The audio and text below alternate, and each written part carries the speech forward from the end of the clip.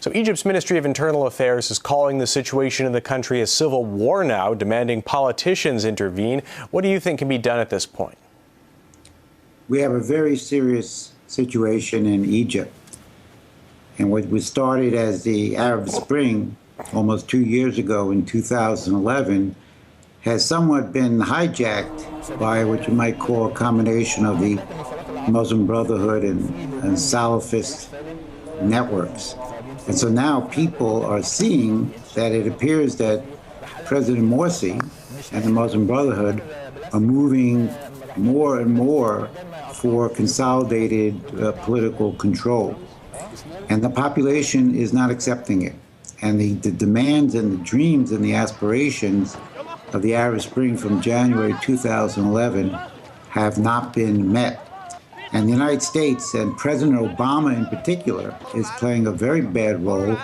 It's clear that we are supporting the Muslim Brotherhood and President Morsi, and we're not providing any leadership for a real solution to the crisis that the people in Egypt and really the whole Middle East and Gulf are facing right now. What do you think would be a real solution to the crisis in Egypt? Well, what has to be done is, and this is something that my organization and Mr. Lucia, we've been organizing in Egypt and around the world for many years. You have to have a plan, an alternative plan to the IMF and the World Bank and the money people in the City of London. We have to build we have to have a program for building infrastructure that creates jobs, that brings new energy to the region, that brings water development, agricultural development. The demonstrations that started back in January 2011, much of them were instigated by people not seeing economic mobility, not having enough food. Egypt imports 5 to 7 million metric tons of food. So the lack of a future visionary program for development has been very serious deficiency, and the backing by President Obama of President Morsi has also been a serious deficiency. And so the people are left with nothing but to demonstrate and to try to stop what appears to be a dictatorship, or at least a consolidation of power by the Muslim Brotherhood. Now, on Wednesday, 4 more of Morsi's advisors stepped down amid the volatility of the situation. How much support does Morsi have at this point, do you think? I think it's probably now a total of 6 advisors have left Morsi on this question. The Muslim Brotherhood was the best organized machine in Egypt. And that's why when the Arab Spring started in January last year, they were able to really pull off the demonstration. They were a major factor because of their organizational capability.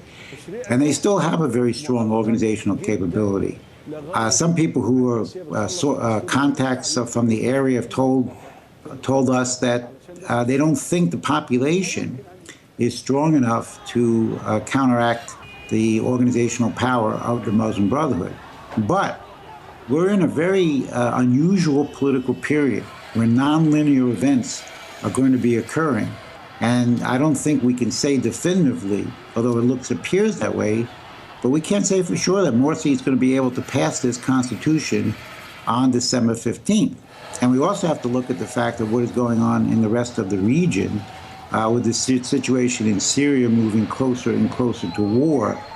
The entire Middle East Gulf right now is going in absolutely the wrong direction, and unfortunately the U.S. government is providing no leadership for this. So I am very concerned. I'd like to jump in with one more question. The chief of Egypt's Constitutional Committee was among those to resign, calling on Morsi to, quote, cancel the constitutional declaration. Do you think that's likely to happen? Well, I think there's going to have to probably be a lot more demonstrations in Tahrir Square, because I think Morsi is intent on forcing through a vote on this constitution now, I guess about 10 days from now. But I would not rule it out. I mean, if the people, you have middle-class people, you have students, you have secular groups, you have the leftover apparatus from Mubarak, these people are not satisfied after 2 years that they've been given what they want. And sometimes you cannot quell the aspirations of people so easily. So even though it looks like Morsi and the Muslim Brotherhood have the upper hand, my instincts tell me that we can't simply say that's going to happen given the volatile nature of this political period. All right, we have to leave it there. Lawrence Freeman from the Executive Intelligence Review. Thanks for your time.